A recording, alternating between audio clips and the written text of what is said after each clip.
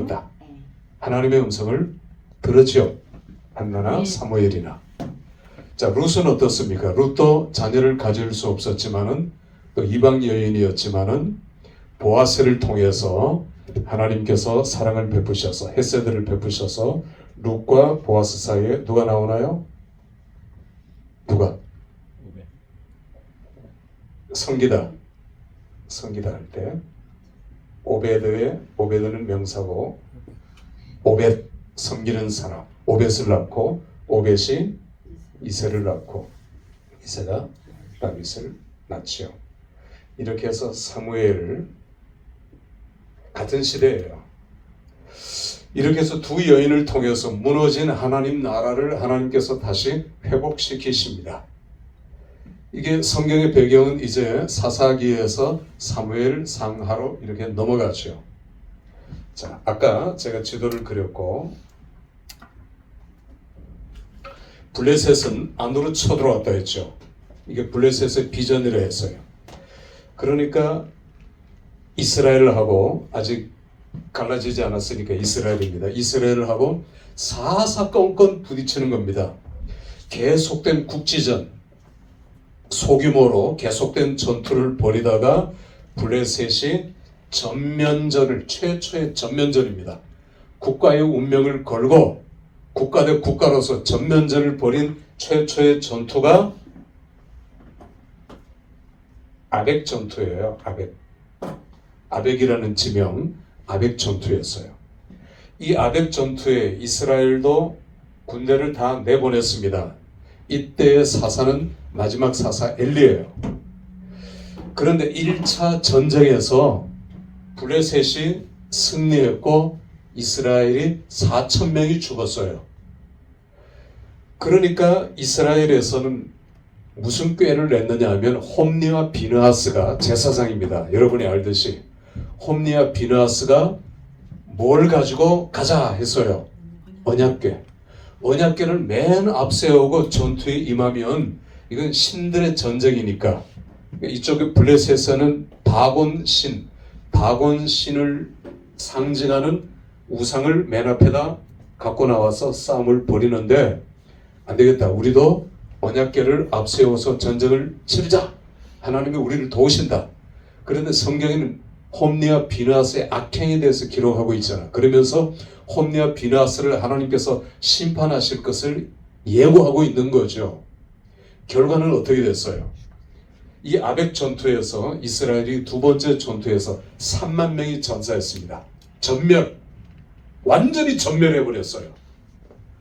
완전히 전멸하자 이 소식을 알리기 위해서 군사 한 명이 엘리에게 가서 알린 겁니다.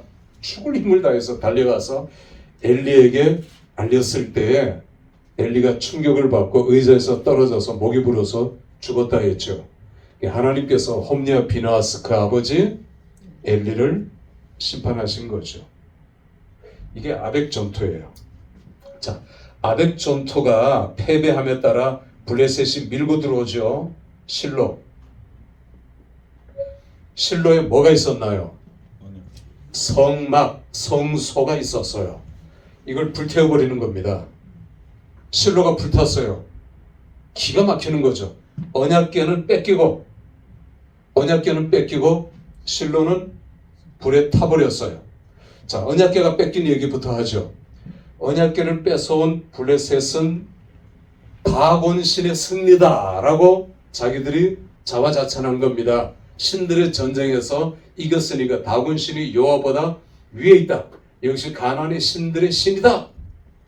그리고 다곤 신전에 언약궤를 안치했죠. 갖다 놨죠. 그런데 그 다음날 보니까 어떻게 됐어요? 다곤 신의 팔다리가 부러져 있는 겁니다. 팔다리가 부러져 있다는 건 뭡니까? 뭘 상징합니까? 아무것도 할 수 없다는 거죠. 아무것도 할 수 없는 무능한 신, 언약궤, 여호와가 승리했다는 걸 보여주는 거예요. 그러니까 블레셋 사람들이 놀래가지고 이걸 여기 두면 안 되겠다 해서 계속 자리를 옮깁니다. 수도로 계속해서 옮겨요. 또 다른 수도. 가는 데마다 다곤 신전이 파괴되고 다곤 신전이 무너지고 불상사들이 일어나니까 안 되겠다. 여기 놔뒀다가는 우리 다 죽겠다. 큰일 나겠다. 그래서 술에 태워가지고 어디로 보내요? 베세메스로 보내잖아요. 그게 베세메스의 암소잖아요. 기럇 여아림 지명 이름은. 그래서 베세메스 제사장 아비나답 개인 제사장입니다. 그 아비나답의 집에 언약궤가 20년 동안 모셔져요. 20년 동안 기럇 여아림에 모셔집니다. 이게 언약궤 행방이에요. 자, 그러면 다시 성막의 행방을 보죠. 먼저 성막은 어디에서 만들어졌나요? 광야에서 39년, 정확하게 광야 40년 중에 첫 해 만들어졌으니까 첫 해를 빼면은 광야 39년 동안 성막 광야에서 옮겨 다녔죠. 자, 첫 번째. 두 번째, 어디에다 정착했습니까? 가나안 땅에 들어와서 성막이 제일 먼저 세워진 데가 어디예요? 길갈입니다. 길갈에서 6년. 그러니까 가나안 전쟁이 7년인데 7년 전쟁 중에 6년이 길갈에 있었어요. 길갈. 길갈은 임시 수도였습니다. 그러니까 전쟁에 나가서 승리해도 길갈로 돌아오고 아이성에서 패배해도 길갈로 돌아오고 길갈에서 그들은 힘을 얻고 회복을 얻었어요. 왜? 거기 뭐가 있었기 때문에? 성막, 성소가 있었기 때문에, 하나님이 계셨기 때문에, 하나님이 계신 곳이기 때문에 그들은 길갈로 돌아왔고 길갈에서 힘을 얻었어요. 길갈에서 성소가 있었단 말입니다. 언약궤도 여기 있었겠죠. 자, 길갈. 그 다음에 세 번째, 길갈에서 6년이 지난 다음에 그들은 다시 성소를 옮겼어요. 어디로 옮겼느냐? 어디로 옮겼을까요? 실로예요. 실로. 지금 얘기하는 실로입니다. 실로에서 몇 년 동안 있었을까요? 성소가 300년이 진행, 300년. 굉장히 오래됐지요. 300년 동안 있었던 실로가, 성소가 불탄 겁니다. 현재 실로에 가면, 저는 집사람하고 이제 실로에 가봤거든요. 실로에 성소를 그대로 재현해 놨고, 실로에는 매년마다 축제가 열리고 집회들이 열려요. 성막은 사라지고 없어졌지만 실로는 옛날이나 오늘날이나 유대인들에게 있어서 영적인 고향이라는 말입니다. 성소가 300년 제일 오래 있었으니까. 그런데 이 성소가 불타고 없어졌다? 이건 유대인들이 받을, 이스라엘 사람들이 받을 그 충격은 상상도 못하는 겁니다. 나중에 하나님께서 에레미야를 통해서 말씀하셔요. 실로가 불탄 거 너희들이 알지 않느냐? 하나님께서 내가, 그 말이죠. 내가 예루살렘도 실로와 똑같이 불태워버릴 거다. 그래도 백성들이 안 돌아왔어요. 하나님께서 그 약속대로 예루살렘을 실로와 같이 불태워버리고 성전을 다 불태워버리고 박살내버린 거예요. 자, 그래서 실로 두 군데 불타는 장면이 에레미야서 오늘 여기 실로 나오고 있죠. 사무엘상이 배경입니다. 실로가 300년 동안 지속됐지만 불에 타버렸어요. 실로가 불에 타고 실로는 성소는 성막은 없어졌잖아요. 그러니까 그래도 새로 이제 이건 광야 때부터 300년 동안 다 떨어졌지만 지속된 성소, 성막이에요. 성소라고도 얘기하고 장소 성자, 막이니까 천막이니까 성막이라고도 얘기합니다. 같은 뜻이에요. 어디로 옮겨졌을까요? 그 다음에 실로 다음에는 네 번째 높 땅이에요. 높 땅. 높. 이 정도 있는데 실로에서 없어졌지만 불타고 없어졌지만 높에는 예루살렘 가까워요. 제사장들이 마을을 이루고 살았고 그 제사장들이 성소를 세우고 성막을 세우고 돌아가면서 하나님 앞에 예배를 드렸던 장소가 높이에요. 높 땅입니다. 높 땅에서는 이제 82년 정확하게 82년을 있었고 다섯 번째 기브온, 여섯 번째 예루살렘, 멸망할 때까지. 자, 그러면 노비 얘기를 이제 할게요.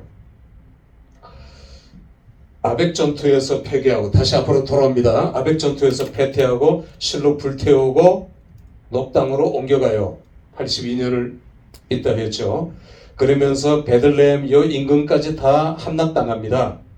함락당하고 요 근처에다가 블레셋이 총독부를 설치해요. 총독부, 수비대, 군사를 주둔시키고 식민지죠. 장악하는 겁니다. 그러니 이제는 완전히 블레셋의 종이 된 거예요. 종 노릇을 한 겁니다. 이때 32살의 선지자가 나타났습니다. 누굴까요? 사무엘입니다. 32살의 사무엘이 등장했어요. 이런 암울한 시대, 블레셋의 종살이하는 이런 시대에 32살의 사무엘이 등장해서 미스바에, 다 요 근처에 있습니다. 미스바에 모든 백성들을 모았어요. 다 모았습니다. 그리고 하나님과 언약 체결식을 했어요. 우리가 누구냐? 시내산에부터 우리는 언약 백성이 아니냐? 다 모였으니까 수비대에서 이걸 본대에 알려가지고 이놈들이 반란을 일으키려고 전쟁을 준비하려고 다 모였다 치자. 그렇게 해서 쳐들어왔는데 하나님께서 어떻게 도우셨나요? 우레 소리를 발하셔서 블레셋 군대를 패퇴시켰어요.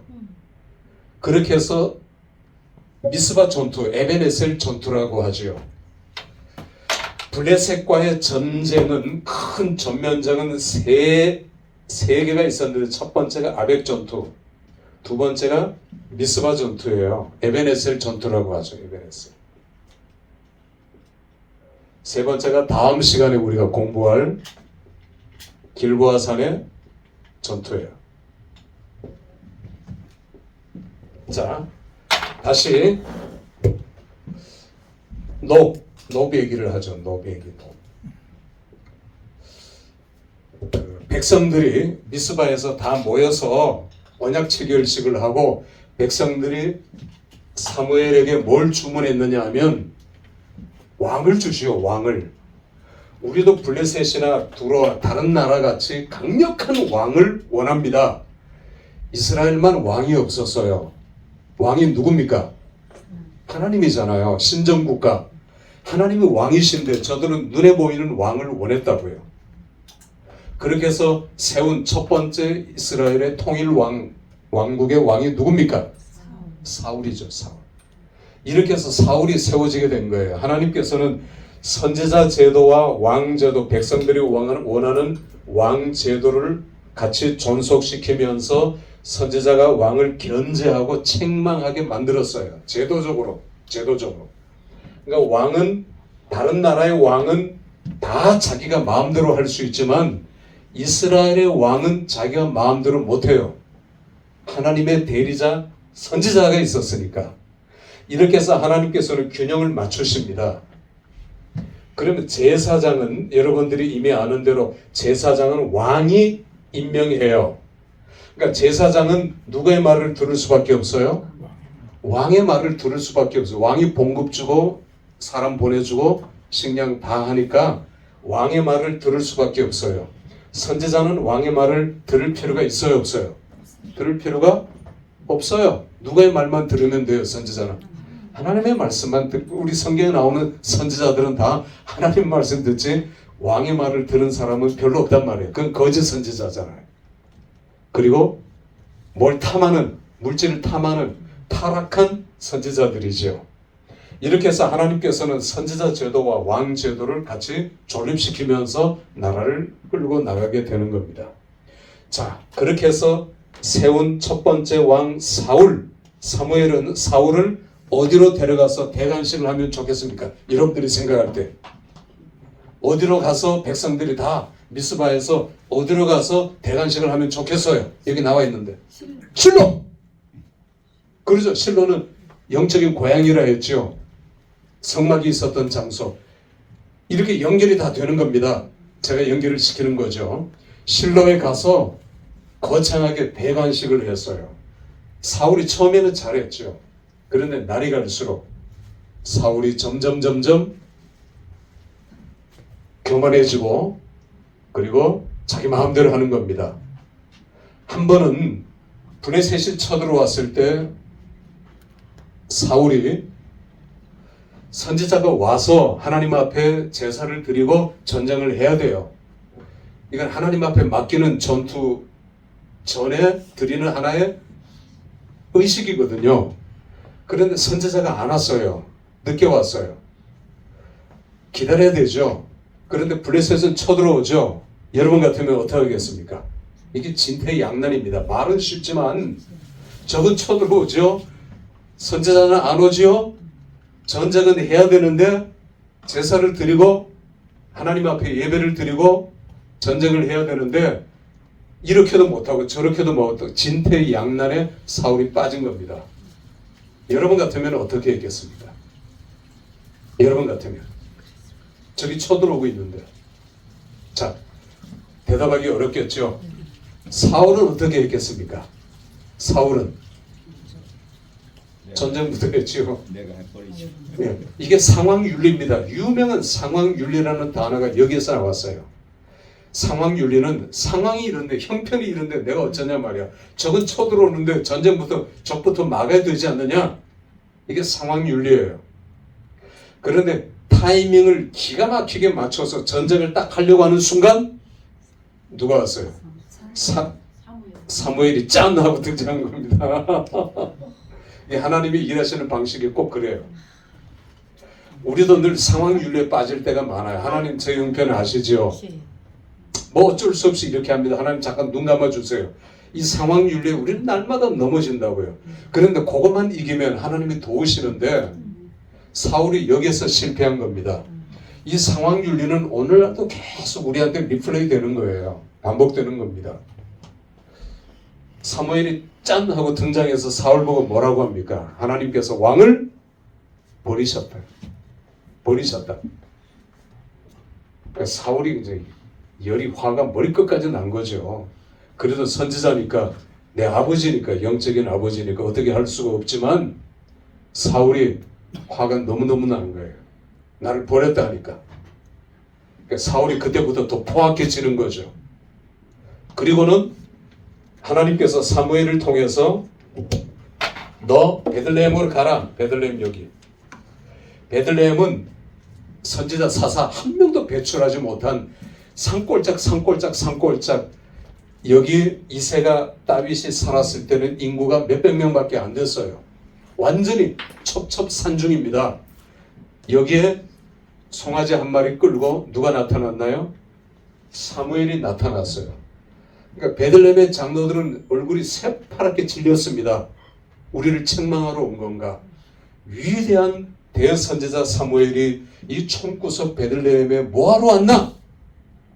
다들 불안하고 초조했어요. 다 모였어요. 모여봐야 몇백 명이에요. 사무엘이 이새가 누구냐? 하니까 이새가 나왔어요. 네 아들들이 어디 있느냐? 아들들 다 데리고 오라 하니까 아들들 다 데리고 왔죠. 다 아들들을 보니까 얼굴이 준수하고 왕의 제목감이 됐어요. 그런데 하나님께서 너 하시는 겁니다. 얘도 아니다. 얘도 너 없잖아요. 하나님 없습니다. 이 아들 중에 하나님께서 기름 부으라 하셨는데 없네요. 하니까 말제가 있다 했죠. 말제. 형들을 대신해서 양을 치러 보낸 말제가 히브리어로 하카톤이에요. 하카톤. 그 하카톤이라는 단어는 언제 제가 설교를 한번 했는데 그냥 말제가 아니라 꼴등, 실력이 없는, 별 볼 일 없는, 제껴놓은, 있으나 없으나 그 뜻이에요. 하카톤. 그런데 하카톤이 일을 내는 겁니다. 원래 하카톤이 여러분 주위에도 보세요. 하카톤이 일을 저질러요. 별것 아니라 했는데 하카톤이 일어나서 세상을 뒤집어 엎는 겁니다. 영웅 호걸들은 다 그렇게 일어났어요. 나폴레옹도 하카톤이고요. 이게 하카톤의 비밀이에요. 그러니까 다윗이 하카톤이었단 말입니다. 그 데리고 오니까 다윗은 키도 작았어요. 생김새도 우리는 뭐 다비드상 이렇게 이태리에 가면 다비드상이지만 그건 그냥 그린 거고 다윗은 정말 볼품이 없었어요. 정말 하카톤이었다고요. 꼴등이었다고요. 형들은 기골이 장대했지만 하나님께서 그 영어 성경에는 provide, 우리말 성경에는 예선이라고 했죠. 7번 나와요. 그 단어가 provide, 준비하셨다. 예선하셨다. 예정하고 택하셨다는 말이죠. 예정하고 선택하셨다. 예선하셨다. 사무엘도 내키지는 않았지만 하나님께서 예선하셨으니까, 프로바이드 하셨으니까 기름을 부었습니다. 이게 다윗인 거예요. 이게 역사상에 최초로 드러난 다윗인 겁니다. 자, 다윗이 일어났죠. 그러다가 골리앗과 싸움에서 승리했고 왕의 부마가 되었고, 그러나 그때부터 다윗은 광야로 내쫓기잖아요. 자, 광야로 내쫓기는 다윗 10년, 그 다윗의 삶 속에서 다윗이 도망가다가 도저히 안 되겠다 싶어서 다윗이 무기가 없잖아요. 그래서 무기도 하나 구해야 되겠다. 내가 제일 먼저 도망가려면 어디로 도망갈까요? 여러분들이 생각할 때 성소가 있는 데로 도망갈까요? 아니면 부잣집이 있는 동네에 도망가서 뭘 얻어먹을까요? 아니면 아까 얘기한 것 같이 성소, 성막이 있는 곳에 가서 하나님의 도우심을 구할까요? 그거죠? 다윗이 믿음이 있으니까. 그런데 거기가 어디라고요? 성막이 지금 성소가 어디에 있다고요? 녹. 실로는 불타고 녹 땅에 82년 동안 성소 제사장 마을이 있는 여기를 찾아간 거예요. 엘리멜렉이 대제사장인데 대제사장에게 가서 다윗이 거짓말을 좀 했어요. 제가 사울의 왕의 사위라는 건 아니까 왕이 이제 나한테 심부름을 맡겨서 여기 왔다. 그런데 아히멜렉은 대제사장인데 그거 모르겠어요. 다윗의 초라한 행색 그거 보고 금방 눈치를 채죠. 여기 머물라. 다윗은 도착하자마자 높당에서 하나님 앞에 예배하고 그 다음에 칼 무기가 있습니까? 무기가 있어야 되잖아요. 무기. 그런데 아히멜렉 대제사장이 여기 무기가 있다. 무기가 있다라는 거예요. 무슨 무기가 있었을까요? 골리앗의 칼입니다. 골리앗의 칼이 박물관에 전시된 것 같이 여기 높당에 골리앗의 큰 칼이 다윗이 그 칼을 쓸 수는 없지요. 그런데 골리앗의 칼을 본 다윗이 마음이 어떻게 했어요? 12살 때 오래전이죠. 뭐 한 7, 8년 옛날 그때 생각이 떠오르면서 하나님 앞에 내가 어떻게 살아야 될까? 내가 지금 도망치고 있지만 내가 이렇게 정처 없이 살아서는 안 되겠다. 그 신앙의 결단과 결심을 하게 된 계기가 된 장소가 노비예요. 그런데 이 모습을 도액이라는 자가 도액은 이방인인데 사울의 그 경호 대장입니다. 이 도액이 아마 다윗을 추격해 온 것 같아요. 추측하면 다윗을 여기까지 와서 다윗의 일거수일투족을 봤어요. 그런데 다윗을 혼자 체포하기는 조금 과했는지 안 되겠다 싶었는지 사울에게 도에게 쫓아가서 다윗이 높당에서 지금 쉬고 있습니다. 숨어 있습니다. 이걸 보고했어요.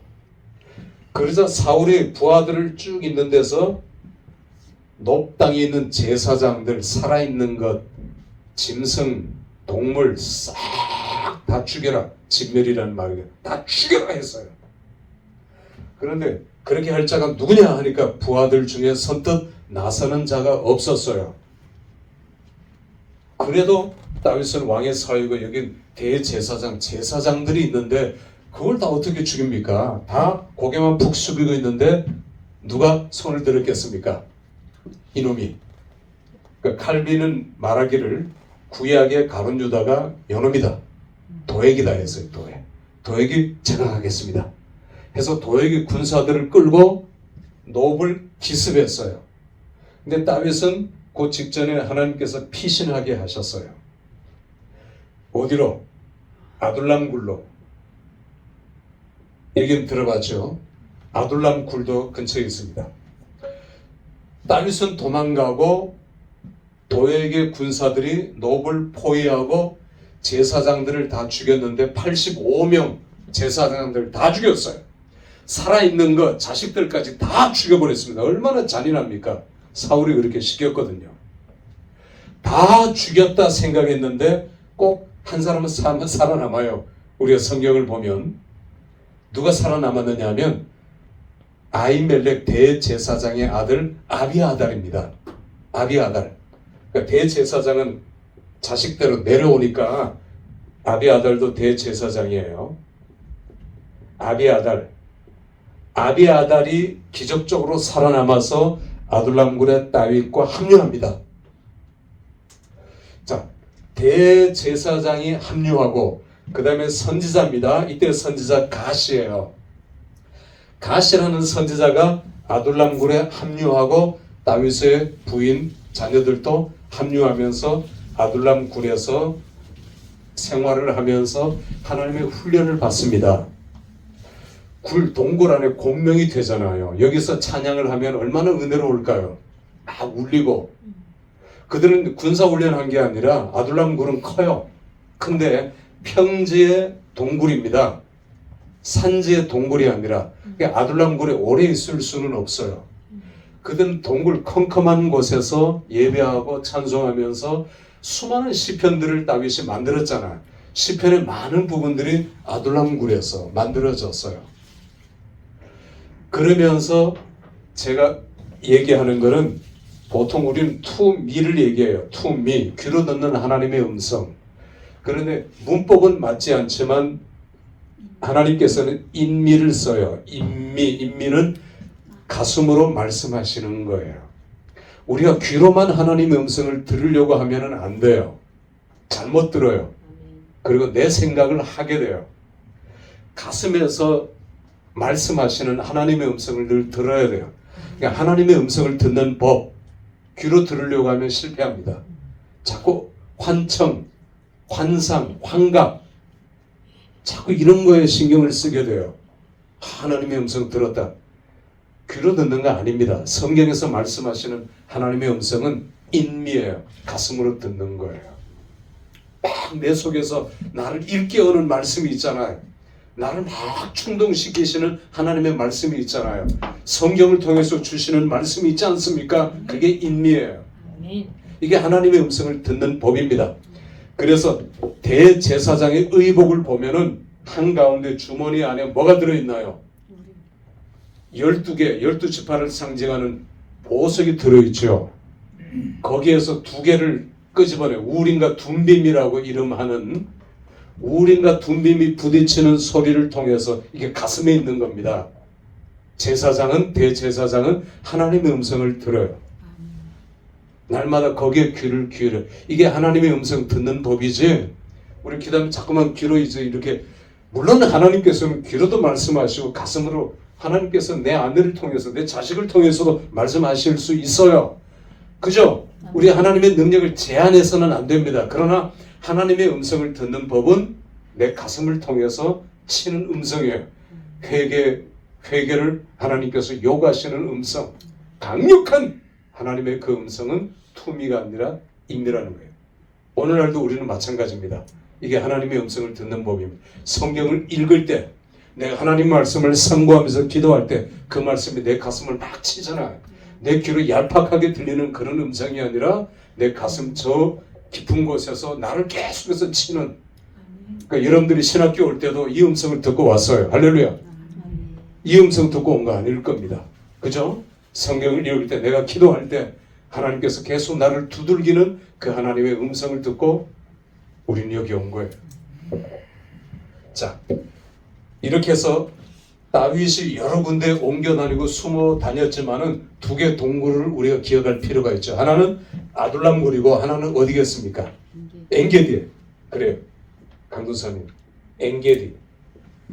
엔게디는 요 사이에 요 위에 오아시스예요. 지금은 리조트들이 쫙 있어요. 이 엔게디에 가보시면 그 리조트 위로 올라가면은 폭포가 있어요. 그걸 이제 엔게디라고 그래요. 염소의 우물, 염소들이 와서, 야생 염소들이 와서 물을 먹는 우물이라 해서 엔게디예요. 띄어서 읽어야 되겠죠. 엔게디. 다윗이 이 폭포 뒤로 이제 또 길이 있어요. 넓은 데도 있고 여기는 아무도 못 올라오는 데죠. 이 엔게디에서 폭포 끝 위로 하나 더 올라가면 끝없는 황야가 펼쳐지면서 쫙 짐승도 없어요. 거기는 동물도 없고요. 다윗은 거기서 또 하나님의 음성을 듣는 거죠. 그 엔게디의 동굴들이 석회암이니까 지형이 동굴들이 많이 있지요. 그러니까 사울이 다윗을 죽이겠다고 동굴들을 수색하면서 3,000명을 보내서 포위해서 포위망을 좁혀오는 겁니다. 이 엔게디를 왕야를 좁혀오는 거예요. 그러니까 동굴들 다 뒤지죠. 동굴들 수많은 동굴들이 있으니까 뒤지다가 다윗과 부하들이 숨은 그 동굴 쪽으로 사울이 혼자 들어왔어요. 왜? 이걸 내린다 할 때 옷을 내린다 할 때 내린다는 표현은 용변을 보다라는 뜻이라 했죠. 이게 이제 긴 옷을 이렇게 앉으면 그 가려지니까 용변을 보러 들어온 거예요. 여러분들이 극장에 이제 시작하고 상영이 되고 극장에 이렇게 딱 들어갔을 때 앞이 보여 안 보여요? 아무것도 안 보이죠. 한참 있다가 보이죠. 다윗과 부하들이 동굴 안쪽으로 바싹 몸을 붙인 겁니다. 지금 사울이 들어오는 거는 보여 안 보여요? 보이죠. 캄캄해도 여기는 입구니까 보이는 거예요. 사울은 입구에서 주저앉아서 용변을 보고 있어요. 그러니까 다윗의 부하들이 다윗에게 그러죠. 수신호로 하나님이 주신 기회입니다. 지금 저 사울을 찍으면 당신이 왕이 될 수 있습니다. 그런데 다윗은 뭐라고 얘기했나요? 그건 하나님의 영역이라는 거죠. 이건 하나님의 영역이고, 그래서 사울을 그걸 고양이 눈이라고 제가 책에 썼어요. 교환이요. 안 보이니까 이게 안 보이니까 한참 있어도 벽에 붙었으니까 안 보일 겁니다. 또 쭈그리고 앉아서 안을 보겠어요? 밖을 보지. 그리고 사울이 금방 나갔어요. 안에 없다 이거죠. 안에 없다. 2번이나 그런 경우를 당했고, 2번째는 다윗의 부하들이 가서 사울의 옷을 베었잖아요. 그러면서 저 밑에 내려갔을 때 다윗이 소리를 질렀어요. 왕이여, 이걸 흔들면서 당신의 옷입니다. 사울이 보니까 제 옷자락이 잘라져 있거든요. 제가 당신을 죽일 수도 있었지만 하나님이 원하시는 그게 아니고 하나님의 기름 부음 받은 종을 제가 어떻게 할 수 없어서 옷자락만 베었습니다. 나를 그만 죽여가시오 하니까 사울이 눈물을 흘리면서 내 아들아 내 아들아 내 아들아. 다윗이 나는 죽은 개 같은 자입니다. 자기를 낮추었어요.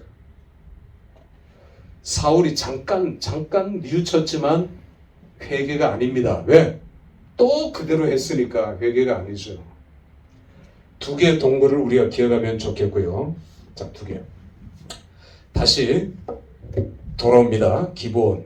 성막이 있었던 장소. 이건 알아야 돼요. 연도까지는 몇 년까지는 모른다 하더라도 길갈에서 실로로 해서 녹당으로 해서 기브온 녹당이 다 불태워지고 다 죽었잖아요. 그래서 기브온 사람들이 또 옆에 있습니다. 기브온 사람들이 불타고 다 없어졌지만 성소를 세우고 하나님께 예배를 드렸어요. 기브온 사람들의 열심. 기브온 사람들은 유대인일까요? 이방인일까요? 이방인입니다. 자, 기브온 사람들이 어떤 사람이라는 거 알지요? 기브온. 여호수아가 들어와서 계속 격파해 나가잖아요. 베델도 격파하고, 자, 이렇게 할 때, 여리고를 격파할 때, 남부전쟁, 중부전쟁이죠. 중부전쟁 때, 기브온 족속들이 듣고, 거짓 행세를 하고, 다 떨어진 옷을 입고, 물이 새는 거, 신발 다 떨어진 거, 옷 다 떨어진 거 입고, 거짓 언약을 체결하죠. 속아서 언약을 체결했더라도 그 언약은 유효하다, 무효하다? 유효해요. 예를 들어서 내가 가령 예를 들어서 믿음이 전혀 없는데 교회에서 어떤 자매하고 만나서 연애하려고 하나님을 속이고 들어왔어요. 하나님의 자녀가 되었어요. 주기도문하고 사도신경했어요. 그럼 하나님과 언약을 맺은 거잖아. 하나님을 믿는 거잖아. 그러면 하나님께서 이 언약이 무효다 하십니까? 유효다 하십니까? 유효한 거예요. 그래서 고린도전서에서 나는 속이는 자 같으나 그랬잖아요. 바울이 고백이 그 고백이에요. 그러니까 우리들 중에 정말 믿음이 있어서 하나님의 자녀가 되고 그런 사람은 물론 있겠지만 많은 사람들이 하나님을 속여서 교회 나오기도 하고 사기꾼이 교회 나오기도 사기치려고 나왔다가 은혜받고 뒤집어져 가지고 할렐루야 하면서 신학교하는 온 사람도 있을 거 아니에요. 또 수없이 있고요. 자, 그래서 기본 사람들이 자원해서 높당이 다 불탔다는 걸 듣고 우리가 성소를 세우고 하나님 앞에 예배하겠습니다. 이렇게 해서 세워진 것이 기본의 장막이에요. 기본 장막은 몇 년 동안 유지됐느냐 하면 60년, 자그마치 60년 동안 지속됐어요. 기본 사람들이 열심히 우리는 하나님의 전에 나무 팹에 물 깃는 자가 되겠습니다. 스스로 자원해서 레위 족속 밑에서 성소, 성막을 떠받들고 하나님 제사 드리는데 자원했던 사람들이 기본 사람들, 기본 족속입니다. 그런데 사울이요, 이 못된 사울이 악에 받쳐가지고 기본 성소를 불태우고 기본 사람들을 진멸 다 죽여버렸어요. 물론 소수의 사람들은 살아남았지만은 사울이 이렇게 못된 짓을 한 겁니다. 사울은 자기 나름대로 민족주의를 고취시켰어요. 우리는 유대인들이다, 이방인들 이런 것들은 하나님이 다 받아들이고 언약을 통해서 아까 유의하다 했잖아요. 그런데 사울은 잘못된 열심입니다. 잘못된 열심으로 이방인 이것들 다 쳐서 쫓아내고 없애야 한다 하면서 기본족들을 친 거예요. 이게 사울의 죄예요. 이 사울의 죄가 그때는 하나님께서 즉각 치지는 않잖아요. 두고 보잖아요. 시간이 한참 흘러서 다윗이 왕이 됐을 때 3년 기근이 일어난 겁니다. 그래서 다윗이 영문을 몰라서 이거 내 크게 잘못한 것도 없는데 하나님 앞에 기도했더니 하나님께서 바로 이것 때문이다라고 말씀하신 거죠. 우리가 지난번 시간에 배웠잖아요. 이것 때문이다. 그래서 다윗이 기본 사람들을 찾아갔어요. 요 건너편에, 요단강 건너편에 살고 있는, 도망가서 살고 있는 기본 사람들에게 찾아가서 미안하다, 잘못했다, 내가 용서를 구하마, 내가 어떻게 해야 되겠느냐 하니까 기본 족속들이 뭐라고 했어요? 사울의 자식 7명을 달라요. 7명의 목숨을 달라. 그러니까 그거는 그냥 자기들이 복수하겠다는 게 아니라 언약의 얘기잖아요. 다 언약의 얘기. 기본 족속으로서 언약을 지켰는데 사울이 그 못된 짓을 우리를 진멸시키려 한 것에 대한 하나님의 징계 심판은 반드시 받아야 됩니다. 7명 사울의 자식들, 자손들, 손자들까지. 무비보셋은 붉으니까 놔두고 나머지 아들과 손자들 7명을 벳산 성벽에 못 박아 죽였잖아요. 그 두 아들의 어미는 리스가. 자, 그게 이제 사무엘 하에 21장, 22장에 나오는 얘기고요. 그렇게 해서 기브온에 60년을 있었던 겁니다. 사울이 불태워버렸잖아요. 그러니까 기브온에는 성막은 없고 산당은 우상에게도 제사를 드리고 하나님 앞에 예배를 드렸던 이 산당에 솔로몬이 와서 뭘 드렸나요? 1,000번째. 자, 이거 성경 전체가 꿰어 맞춰져 가죠. 그러니까 이걸 이해하면은 성경 전체가, 제가 지금 스토리텔링을 하고 있으니까 잘 모르겠으면 이게 이제 다시 녹화가 되니까 그걸 보면서 다시 체크를 하셔요. 자, 산당에서 솔로몬이 1,000번제를 드렸고 예루살렘으로 하나님의 성전이 세워지는 거죠. 하나님의 성전이. 자, 이게 아벡 전투와 다윗의 이야기입니다. 이번 강의는 이렇게 마치도록 하겠습니다. 수고했습니다. 1교시는 해양 민족과 다윗입니다. 여러분, 구약의 그 중심 인물이 누구라고 생각하셔요? 자, 우리말 조금 어감이 이상할 수도 있지만 구약의 중심 인물 여기 써 있으니까 그럼 모세는 누굽니까? 모세는 구약의 대표예요. 대표. 다윗은 구약의 중심 인물입니다. 왜 다윗을 구약의 중심 인물이라고 하느냐? 구약과 신약을 연결시켜주는 중요한 인물.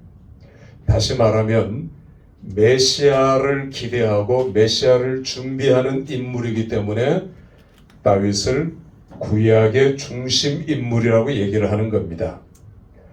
그래서 오늘 3시간은 그리고 1교시는 해양 민족과 다윗. 해양 민족을 영어 표현으로는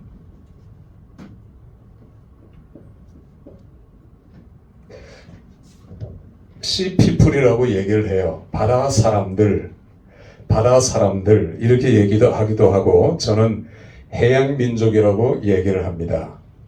성경에는 해양 민족이 2개가 나와요. 이 해양 민족을 이해를 못하면 구약 성경 전체를 이해를 못하게 돼요. 해양 민족을 이해하면 구약 성경을 보다 쉽게 이해하고 접근할 수 있는 것입니다. 자, 해양 민족 2개가 어디일까요?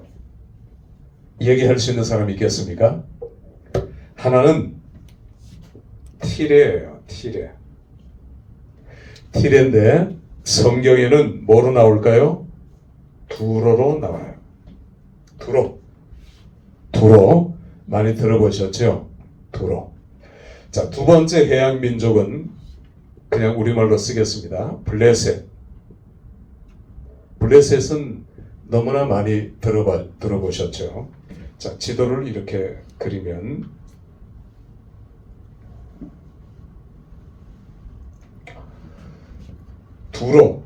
두로는 지도가 이렇게 돼요. 그러니까 시돈과 두로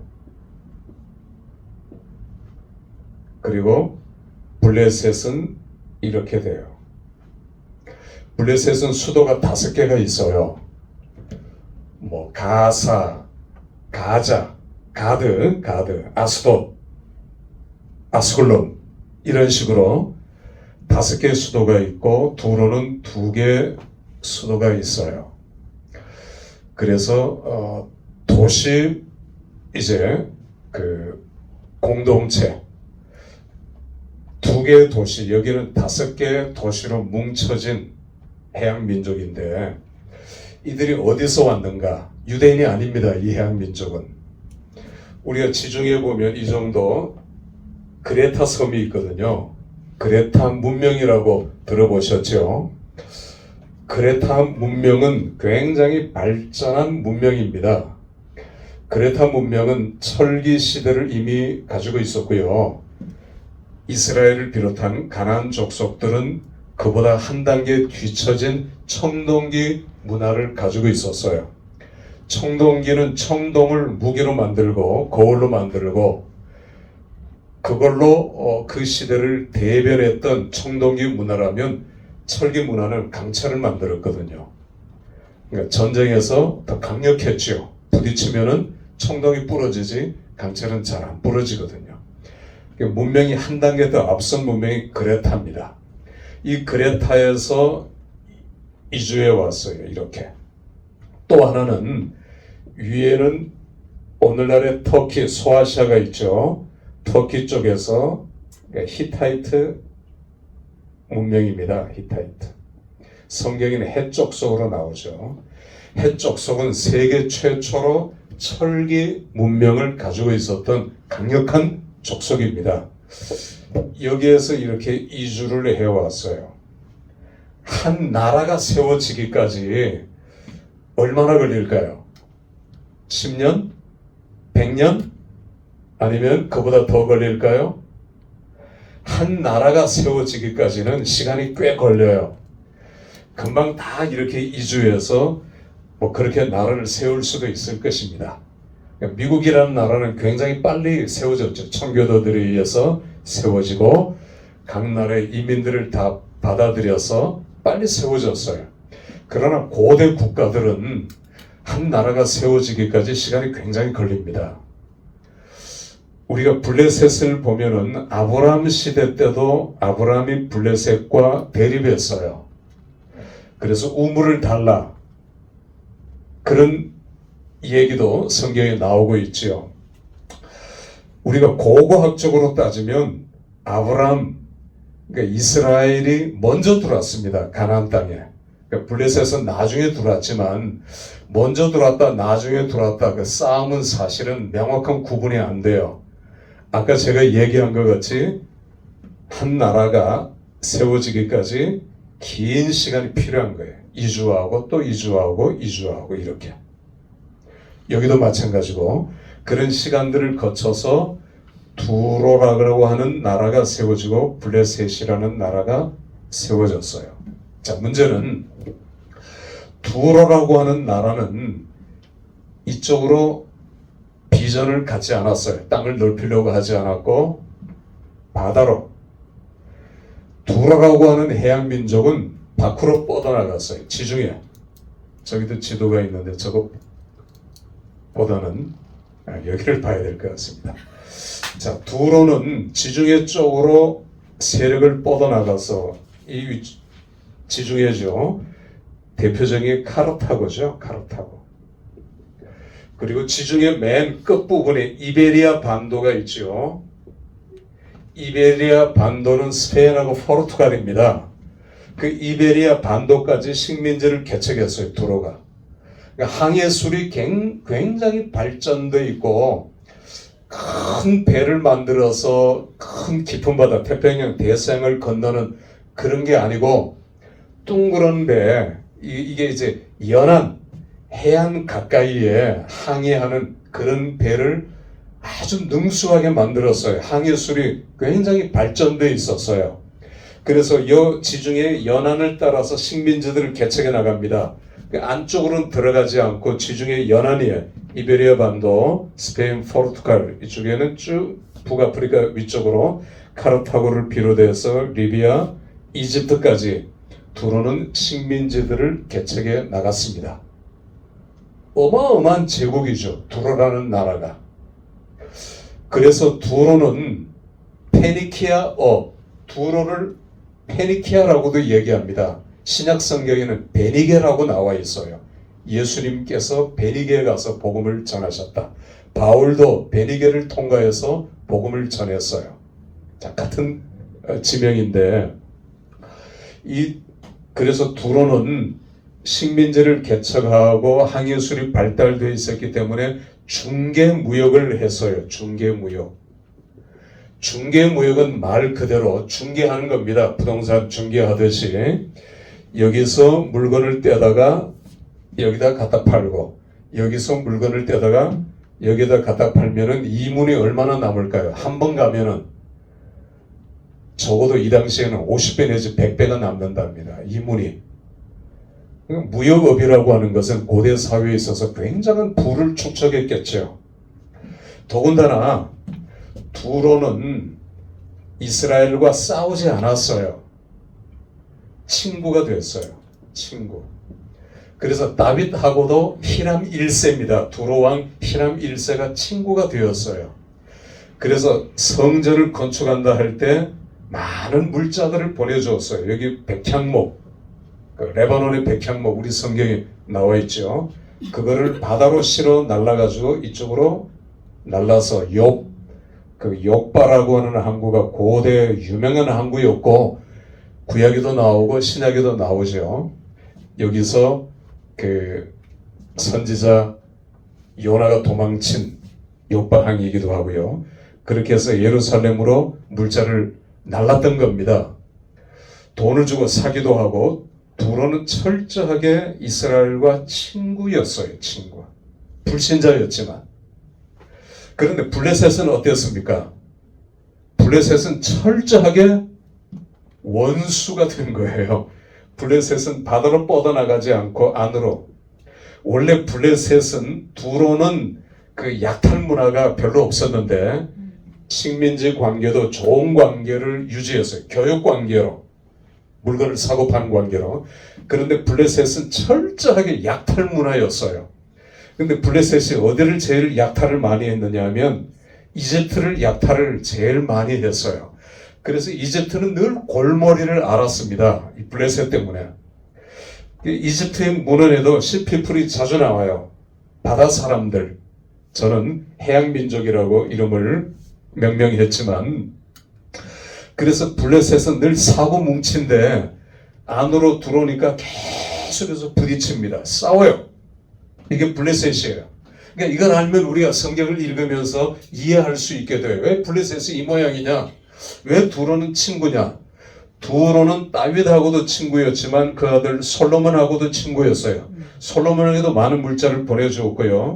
여기에 그 에일랏, 에시온 게벨 구약에서는 이 에일랏을 통해서 솔로몬은 배, 역시 이 두로에서 항해술을 배워가지고 인도로 가서 인도에서 많은 물자를 수입해 가지고 와서 원숭이, 상아 이런 것들을 대표적인 거, 비단, 향료 이런 것들을 여기다 갖다 팔고 여기는 이걸 다시 팔고 중개무역이라 했죠. 솔로몬 때 거대한 중개무역, 이게 절정을 이루었어요. 굉장한 부를 축적해요. 솔로몬이 세계 최고의 부자가 될 수 있었던 것도 중개무역이에요. 나는 건 없잖아요. 이런 중개무역을 통해서 솔로몬과 이스라엘과 두로는 윈윈 한 겁니다. 이 두로는 400년간 지속되다가 이제 이 두로가 어떻게 생겨 먹었냐 하면 이렇게 해변 길이, 수레가 들어가는 길이 있고 인공섬을 만들어 가지고 여기를 차단하면은 못 쳐들어와요. 두로가 400년 동안 강력한 나라를 유지할 수 있었던 거는 이런 거예요. 블레셋은 해변에 그냥 이게 견고한 성을 쌓았죠.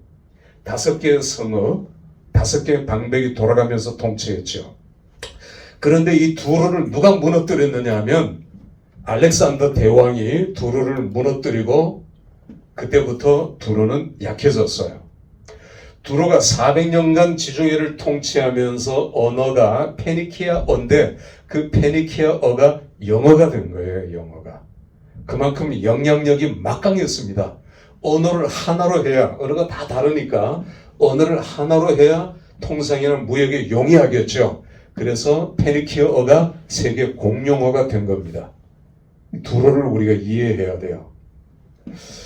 자, 두로와 그 블레셋의 관계를 우리가 이제 살펴봤고, 블레셋은 계속 부딪힙니다. 계속 유다, 이스라엘 그 이후에도 계속해서 이렇게 부딪혀요. 두로는 친구 관계를 계속 유지해 나가고 있어요. 단 블레셋이 믿은 신이 있고 두로가 믿은 신이 있어요. 어떤 신일까요?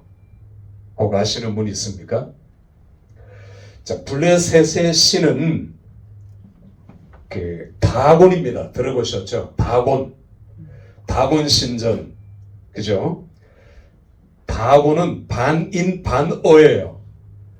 그러니까 절반은 위에는 인간이고 윗몸뚱아리, 밑은 인어같이 비늘로 된 반인 반어. 그러니까 해양민족 시피플에 걸맞게 블레셋은 반인 반어의 다곤신을 믿고 있었어요. 그런데 이 다곤신의 아들이 누구냐 하면 바알이에요. 바알. 이 바알신은 두로가 믿었어요. 두로가. 블레셋이 아버지 신을 믿었고 바알신은 부인신이 또 있었죠. 여기는 부인신은 없고 다곤은. 여기 부인신은 아스다롯은 풍부의 신이라 해서 가슴이 12개가 있어요. 이 바알신은 눈에 보이는 현실적인 풍요를 갖다주는 신이라 해서 이스라엘이 이스라엘과 유다로 나눌 수 있지만 침범을 당했지요. 대표적인 게 구약 시대 때 이 두로 왕의 딸 이제벨을 북이스라엘 아합 왕에게 시집을 보냈죠. 혼인동맹. 옛날에는 혼인동맹을 해야 서로 전쟁을 하지 않고 나라를 부강하게 만든 제일 중요한 게 혼인동맹이잖아요. 솔로몬도 나중에는 1000여 명의 비빈을 자기 아내로 맞으면서 1000명의 왕과 나라와 부족들과 다 혼인관계를 통해서 솔로몬이 이렇게 아슬아슬한 줄타기를 한 거예요. 그러다가 무너져 버렸잖아요, 나라가. 자, 두로는 자기 딸을, 히람 왕은 자기 딸을 이제벨을 북이스라엘의 아합에게 시집을 보내면서 이제벨이 이 바알의 여전도사 격이라 했어요. 아주 열심히 했어요. 그래서 그 바알신을 가지고 와서 북이스라엘 전체를 바알화 만든 거예요. 바알과 아스다롯이 서로 사랑을 하면은 비가 내려서 비 안 올 때는 사람들이, 인간들이 따라하는 겁니다. 거기서 축제가 이루어지고요. 굉장히 음란한 문화, 음란한 종교, 음란한 우상이 바알과 아스다롯이에요. 그러니까 이 바알 신전의 여사제는 창기예요, 창기. 그러니까 이스라엘 백성들이 아무리 가지 말라, 법으로 제어하고 가면 죽인다 이렇게 해도 몰래 가고 어떻게든 가는 거예요. 공식적인 타락의 장소가 바알 신전이었기 때문입니다. 왜 이스라엘이 그렇게까지 바알에게 빠져서 헤어나오지 못했는가? 바로 이런 이유가 있는 겁니다. 이걸 이해해야 돼요.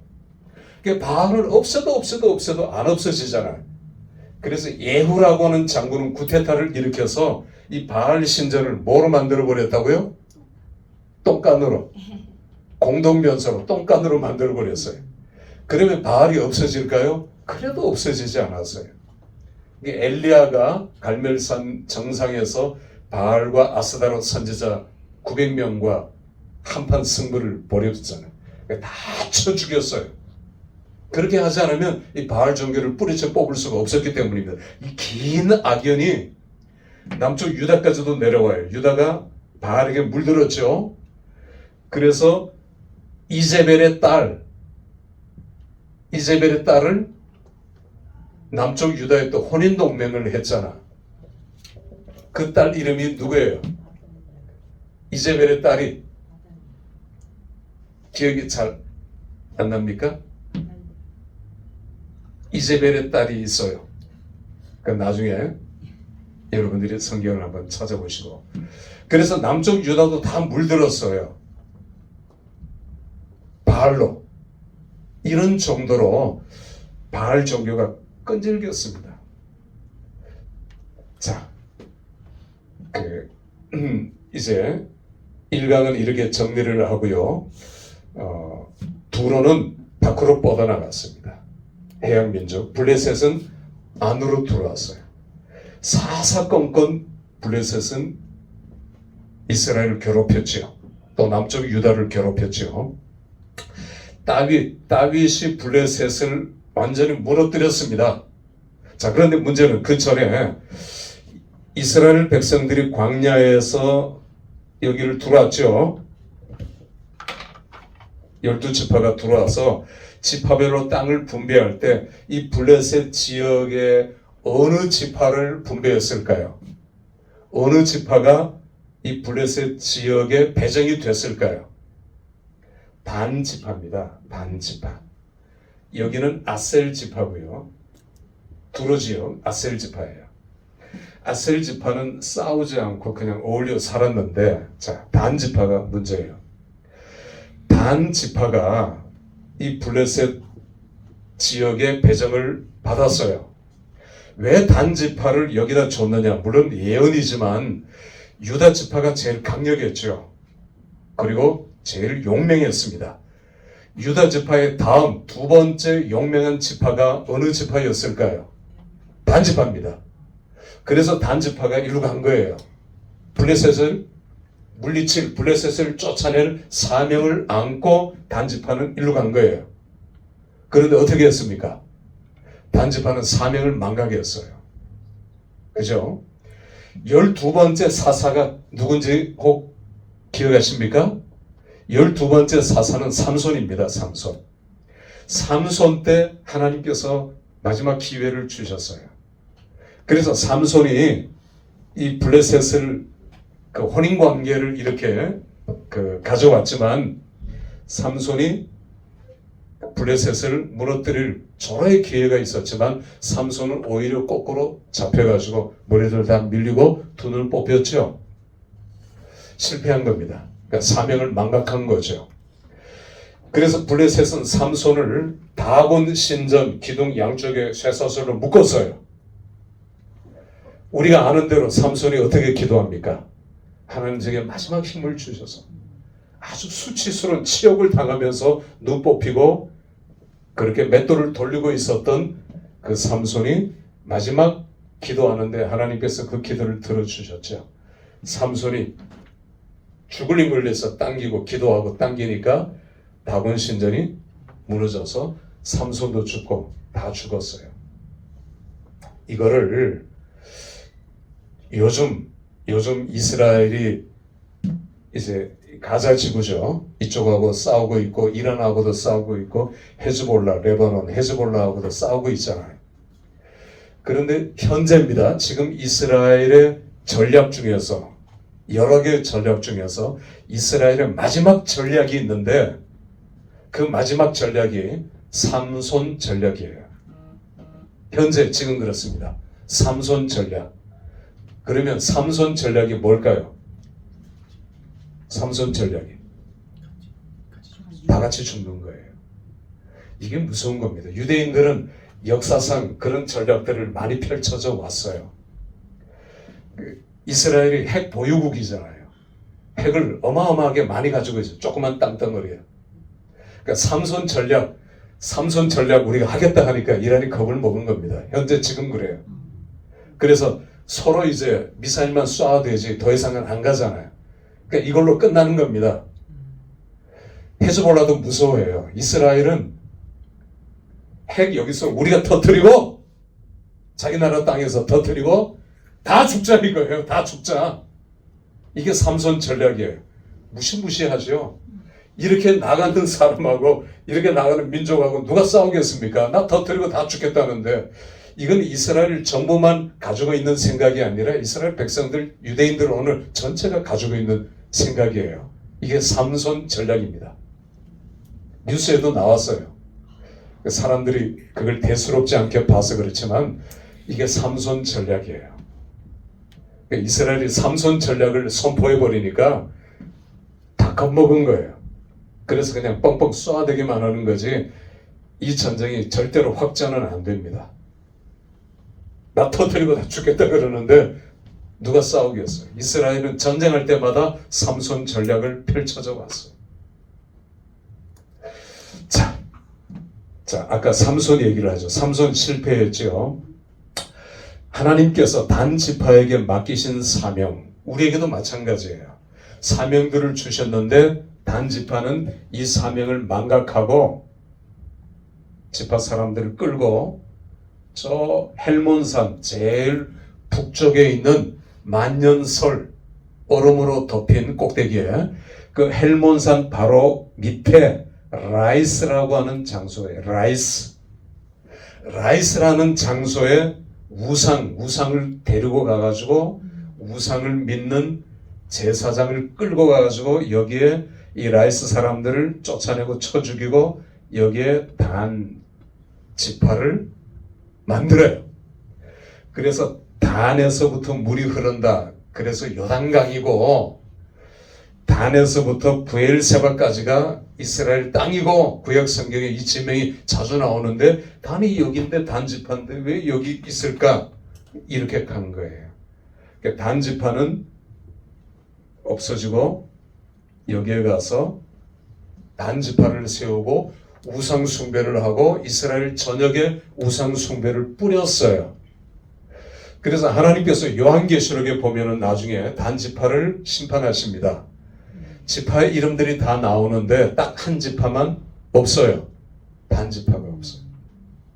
단은 또 물어뜯기를 발 뒤꿈치를 잡고 형제들을 물어뜯고 다 망하게 하는 그 족속이 단 지파이기 때문에 단 지파에 대한 심판. 이게 성경의 기록이에요. 자, 또 하나. 가자, 지금 가자 지구가 싸우죠. 가자. 무슬림입니다. 대부분 99%. 크리스천들은 그냥 3,500명. 뭐 얘기로 따지면, 숫자로 따지면 대부분 수니파예요. 무슬림. 아주 강력한 종파인데, 우리가 성경을 보면은 그 이사야, 에레미야를 비롯해서 소선지자들이 계속 가자 심판을 예언합니다. 성경을 보면 가자가 심판받을 것에 대한 예언. 마지막 때, 그러니까 지금이 마지막 때라고는 얘기하기는 조금 그렇지만 어쨌건 마지막 때가 가까워오고 있는 이때에 분명 성경의 예언대로, 제가 이렇게 얘기하면 너무 앞서 나간다라고 얘기할 수 있는 사람도 있을 텐데 저는 성경 얘기를 하고 있는 겁니다. 선지자들의 예언은 가자에 대한 심판을 이미 예언하고 있어요. 그 예언의 성취가 이루어져 간다라고 보면 성경적입니다. 자, 이렇게 제가 첫 강의 1강 해양민족과 다윗에 대해서 여러분들에게 간략하게 말씀을 드렸습니다. 자, 1강이 이렇게 마치고요. 끌 수 있습니까? 끄십시오. 자, 이 시간은